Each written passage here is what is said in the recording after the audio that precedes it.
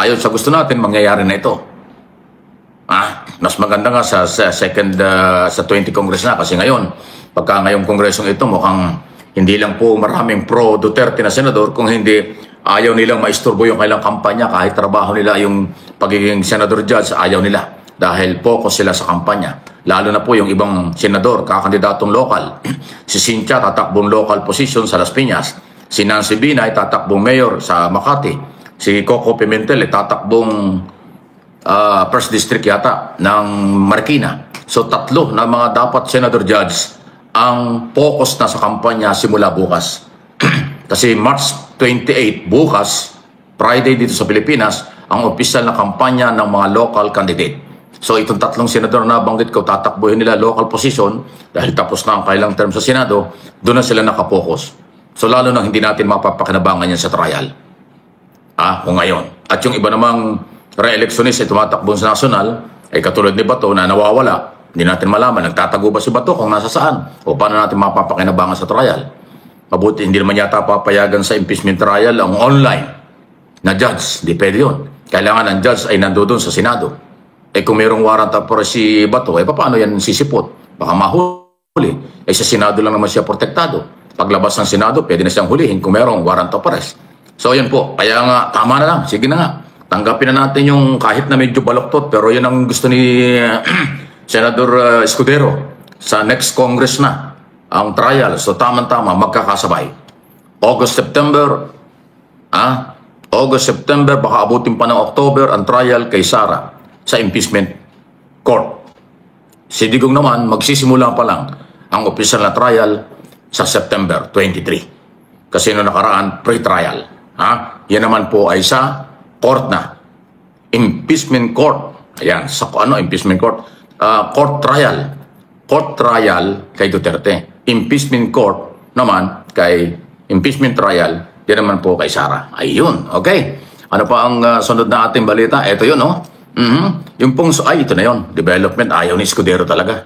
Yung pong summon para ho kay Sara Duterte na hinihiling, formal na hiniling na prosecutor led by Congressman Libanan kay Senate President na iparating na, isomo na si Sara Duterte at iparating na ang detalye ng ang 7 article of impeachment para daw napaghandaan ng Office of the Vice President at nakahanda na rin ng prosecutor para sa trial. Nireject po. Talaga itong si Escudero, iba talaga. Nireject, hindi daw pwede. Hindi daw nila pwedeng isomon si Sara habang sila'y nakareses. Hindi daw nila pwedeng isomon si Sara habang hindi nag-uumpisa ang impeachment court o hindi nakukonvene, hindi nabubuo ang impeachment court. Ayan ho, for trial. So, yung hiling ng prosecutor na iparating na ang detalye ng article of impeachment para bigyan ng pagkakataon si Sara. Kasi sabi ng kampo ni Sara, ano ba yung article of impeachment na yan? Sa media ko lang nakikita at nababasa. So wala silang formal. Iyan ang hinihiling ngayon ng prosecution. Iparating mo na, isomon mo na ang Office of the Vice President, iparating mo ang detalye ng article of impeachment. Kasi nasa Senado ng article of impeachment. Pero ayaw pa rin. Nireject. Hindi daw ho gagawin. Hindi daw ho tamang gawin ngayon ng Senado. Kasi hindi pa raw, nakaresist daw sila at saka hindi pa ho nagre-resume. Talagang iba si Escudero, ano ha? Ibang-iba itong mamang ito, pero wala tayong magagawa. Siya ho ang Senate President. Kung sino Senate President, yan po ang masusunod niya sa Senado. Siya po ang Senate President. Yan naman ay internal problem at trabaho ng Senado kung sino ang kailang Senate President. Wala naman pakialam Malacanang dyan. Para sa Kongreso, ang Congressman naglalagay ng House Speaker. Wala naman pakialam dyan ang Malacanang. Okay? So, ganun po. So, wala rin. Kahit na ho gusto ng prosecutors na paghandaan na, kasi sila ready na, prosecutors, para sa idepensa ang mga kaso at ebidensya, testigo, lahat ready na sila. Para daw maging parehas, yan ang gusto ng prosecutor, para maging parehas, huwag lang sa media, okay? Iparating na kay Sara ang kabuuan at detalye ng article of impeachment para kanilang mapaghandaan. Di ba ang ganda naman ng layunin? Para mapaghandaan, anong mga kaso ang kinakaharap niya?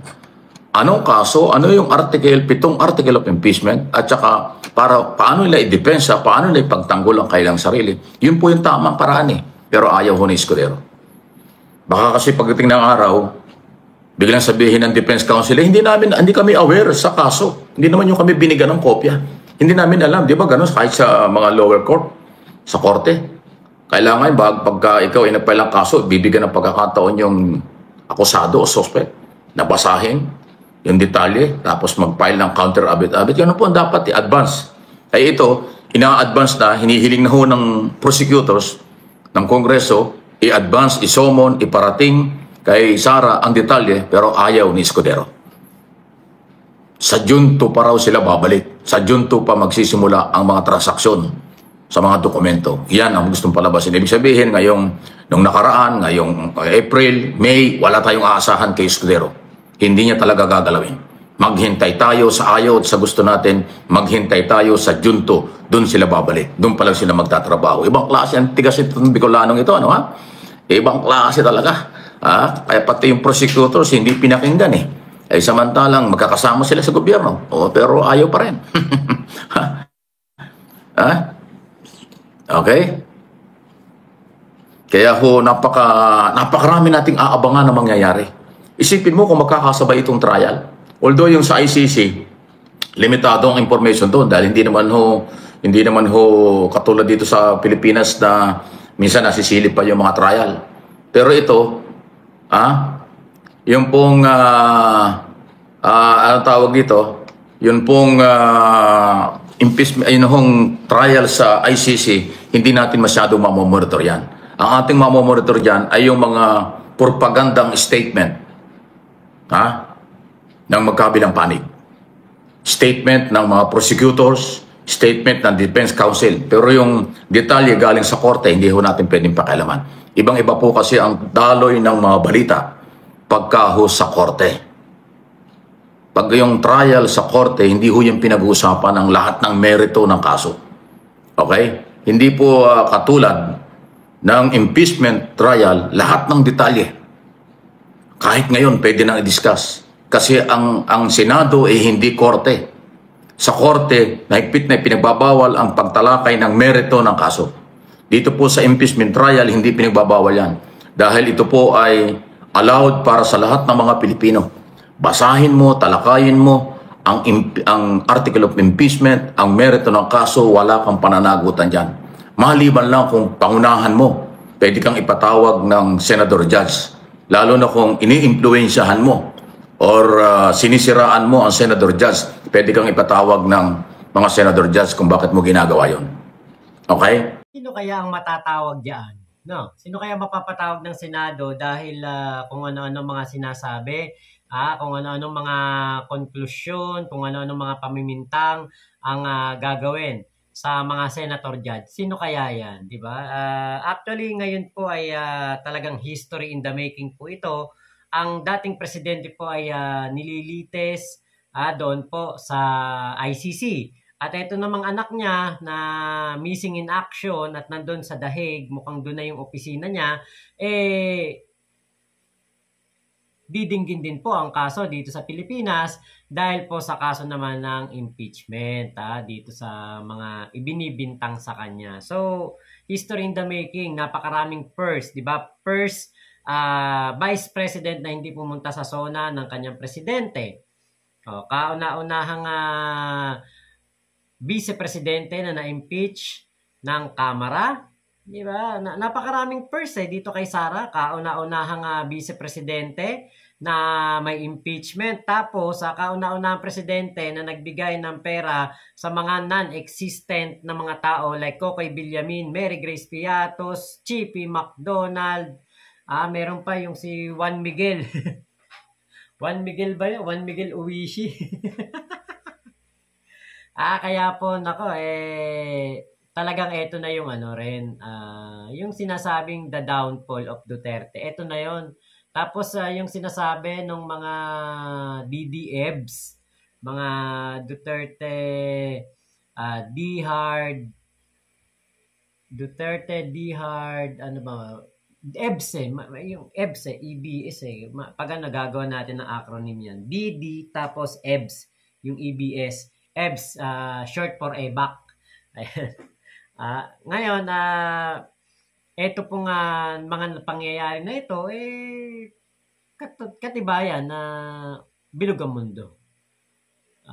Kung ano yung ginawa mo noon, ginawa mo sa mga nakaraan mong buhay, talagang pagbabayaran mo yan. Maaring hindi man agad-agad, pero darating ang araw na pagbabayaran mo ang mga maling nagawa mo, lalo na yung pag-uutos na ginawa ni Digong para sa ating mga kababayan, di ba? Na marami po ang nadamay ng mga inosente. Ayan. Kaya aral na yan sa lahat. Hindi katulad sa korte. Sa korte, pag ikaw ay nag-topic, nagtalakay, pinangunahan mo ang judge, ang korte, doon sa merito ng kaso, pwede kang i-contempt, pwede kang ipakulong ng judge, ng justice o ng lahat ng korte, mga local and national. Yan po yung laking pagkakaiba. Kaya limitado ang impormasyon, ang balita kapag court trial. Magkaiba ang court trial kaysa impeachment trial. Tandaan po niyo sinasabi. Kaya pagdating ng impeachment trial kay Sara, mas maraming balita. Kasi nandito lang po yan. Pangalawa, hindi po pwedeng itago yan. Dahil monitor, live, sa telebisyon, sa radyo, sa social media, ang gagawing trial na yan. Dahil nandyan lang po sa Senado gagawin. Yan ang malaking pagkakaiba. Kaya abangan nyo. Abangan ninyo. History ito. Mag-amang Duterte, sabay na itatrial. Magkaiba ang kaso, pero parehong matindi. Yung isa, crime against humanity, torture, murder, at iba pa.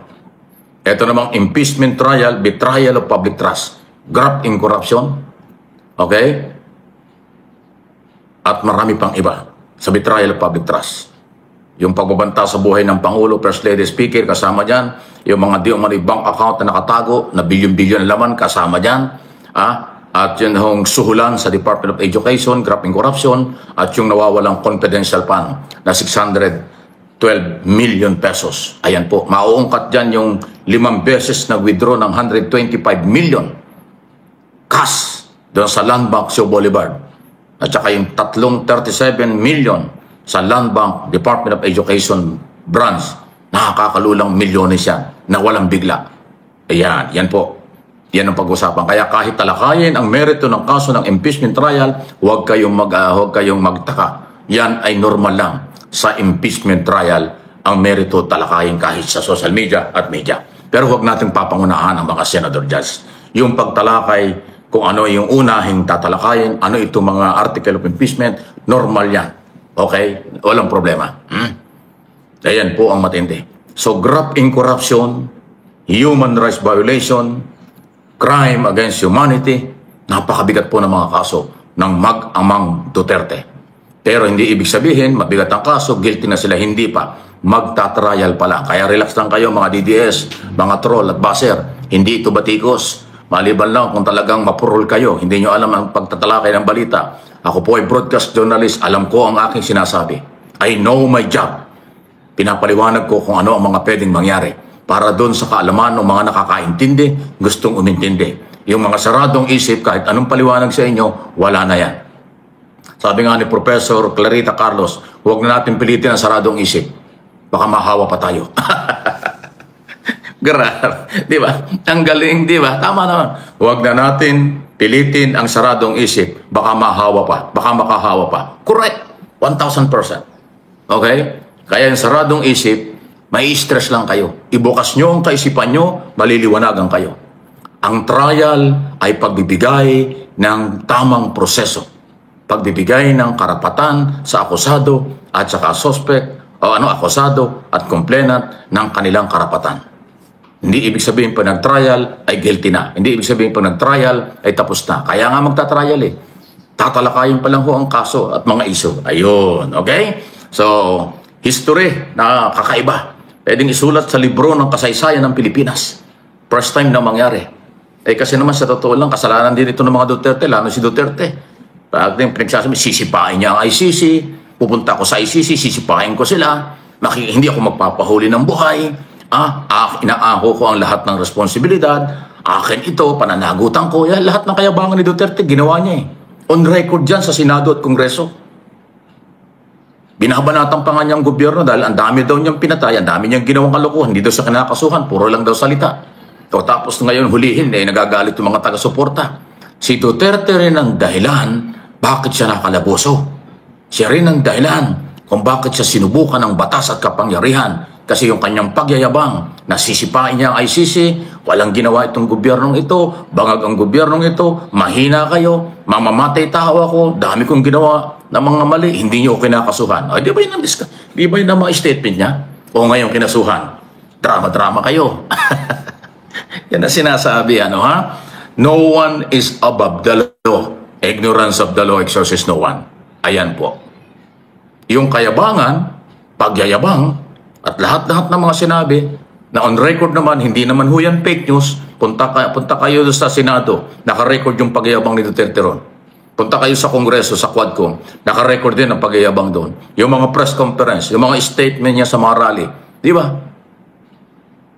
Ilang beses ang tinanong ni Congressman Luis Tro ng Batangas. Inaako mo ba? Nakahanda ka bang harapin ang ICC? Sisipain ko pa sila pag nagpunta rito. Pupunta ako doon, sisipain ko sila. Di ba? Inaako mo ba ang lahat ng responsibilidad para naabutan? Sabi ng Tiberos doon sa Senado. Oo, inaako ko. Akin yan. Ako yan. Kita mo.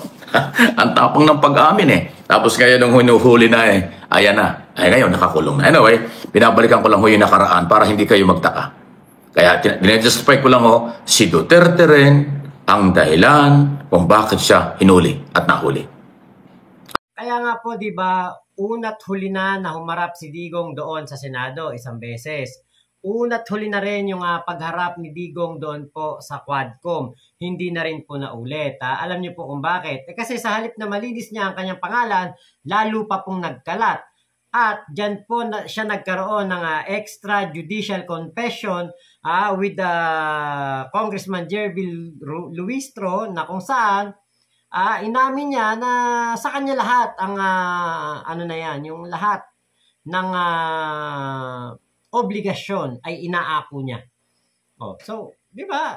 Sa halip na malinis ni Digong ang kanyang pangalan, at hindi siya magkaroon ng mga future na problema, ito pa po ang naging kumbaga dahilan ng kanyang pagkakadiin ngayon doon sa ICC. Actually marami po ang kumbaga nagpapayo dito kay Digong na huwag umattend ng Quadcom. Kaya lang po walang makapigil. Siyempre, alam niyo naman si Digong, yan ang boss, yan ang kumbaga matigas yan na kapag gusto niyang gawin, gagawin niya. Hayon, di ba? Nagyabang doon sa Senado, nagyabang doon sa Kongreso. Di ba? Mas lalo pang nadagdagan ng ebidensya laban sa kanya sa halip na makatulong para hindi na siya makasuhan.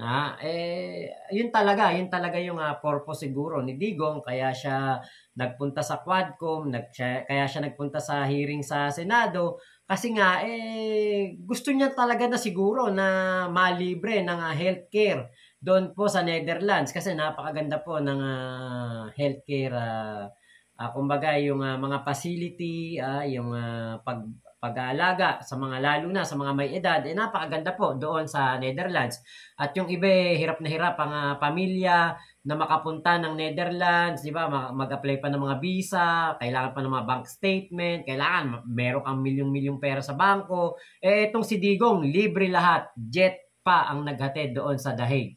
Libre po lahat, walang ginastos. Hindi pumila ng mahaba sa mga embassy. Ito si Digong, diba? Kita nyo? Talagang napakabilis po. Process kagad ang visa, pati itong kay Medialdea dahil tinanggihan niya ni Hanilet, di ba? Kaya po, ito ay kagustuhan to ni Digong. Yun na lang ang pinakapunto. Kagustuhan to ni Digong, ito yung gusto niya mangyari, ito yung kanyang matagal nang hinihiling, matagal nang inihahamon, kahit sa ang hearing, di ba? Sino ba naman tayo para pigilan si Digong sa kanyang kagustuhan na ito? Ngayon po, dahil nga po itong si Digong ay medyo talagang magtatagal po doon sa kanyang kulungan doon, mukhang maraming birthday pa po ang darating. Maraming birthday pa ang mangyayari. At tingin ko, pinakamagandang regalo nyo kay Digong, kung sakali na kayo nasa Europe, di ba? O kung sa mang panig kayo ng mundo, kayo OFW, para sa birthday ni Digong, wag na kayo magpadala forever sa inyong pamilya. Wag na kayo magbigay ng pera sa inyong pamilya. Diba? Para masunod yung kagustuhan ni Maharlika na remittance holiday. Sulitin nyo na. Wag na kayo magpadala habang buhay. Diba? Nakatipid pa kayo. Ang tanong, may pamilya pa ba kayo uwian pag uwi nyo? Happy birthday nga pala kay Digong ha, dyan sa ICC. Wow, ang bongga ng regalo ng gobyerno, di ba? Ano pa, jet plane pa yung naghatid. Special, private, di ba? May mga pakain pa, biryani pa yung pinakain kay Digong. Oh, di ba? Ang tindi ng birthday ni Digong. Tapos ngayon, oh, napakarami magse-celebrate dun sa Dahig. Oh, ano daw, ano tawag doon, picnic hopping itong si Sara Duterte diyan sa mga pupunta po diyan sa Dahig. Alam niyo ako naniniwala, personal kong analysis at opinion ito. Kung si Duterte at mga Duterte ay nakipag-ugnayan kay Pangulong Marcos at sa gobyernong ito, rumispeto, hindi sila nagbumanat ng mga personal, hindi nila siniraan ang ating Pangulo, hindi nila nilait si Pangulong Marcos, hindi ho siguro mangyayaring makulong. Dahil noong pa sinabi ni Pangulong Marcos, hindi tayo makikipag-ugnayan sa ICC. Hindi tayo makikipag-ugnayan sa investigasyon ng mga ICC prosecutor. Di ba? Dahil hindi na tayo member.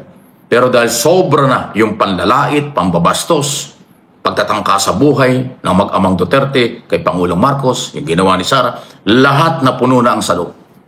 Napuno na ang kabaitan ni Pangulong Marcos. Napuno na ang tula ng paglagyan ng matinding pang-insulto at pambabastos ng mga Duterte at DDS kay Pangulong Marcos. At dahil yan, nakakita sila kung paano maging legal ang galaw. Republic Act 9851. Yung batas na nagsasabi na nagdahilan kung bakit sila nakipag-coordinate sa ICC. At maliban doon, yung pagiging member natin ng Interpol, swabing-swabe ang ginawa ng ating gobyerno. Legal na legal yung pag-aresto. Yun ang isa sa nakikita kong dahilan. Yung malaking pagkakamali at paninira ng personal pagtatangka sa buhay ng Pangulo, yan ang nagtulak na silipin at ipairal ng Philippine government under President Marcos ang Republic Act 9851 at yung pagpapatupad ng ugnayan sa Interpol ng Philippine government, hindi ICC. Yun ang dahilan. Kasi kung yan pong mga Duterte hindi nanlait at nanira sa Philippine government at kay Pangulong Marcos, hindi siguro ipapatupad ang Republic Act 9851 at saka yung ugnayan sa Interpol. Kung naging maganda ang ugnayan, kung tumulong kayo, nagtuloy-tuloy ang unitin, wala akong arestuhan siguro. Pero sa halip po kasing tumulong kayo kung ano-ano pang naggagawa Kaya again, sa inyo pa rin babalik ang dahilan kung bakit nangyari sa mga Duterte ito. Walang sisihan. Okay? Kayo ang gumawa niyan Ipinapaarating ko lang sa inyo, yan ang mga posibleng dahilan. Sa akin lang po yan. Walang kinalaman ng Malacanang sa mga paliwanag na yan. Kasi wala namang pakalamang Malacanang dito sa aking ginagawa. Sa aking ginagawa sa radio, television at dito sa aking mga social media account, Mike Abi Opinions at MA Pinoy TV, walang pwedeng makailam dito.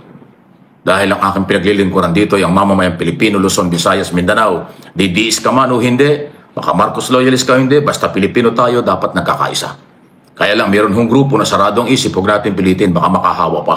Diba? Baka tayo pa mahawa. Ayan. Yan ang malinaw na malinaw. Kung hindi nyo alam, baka kasama kayo sa saradong isip.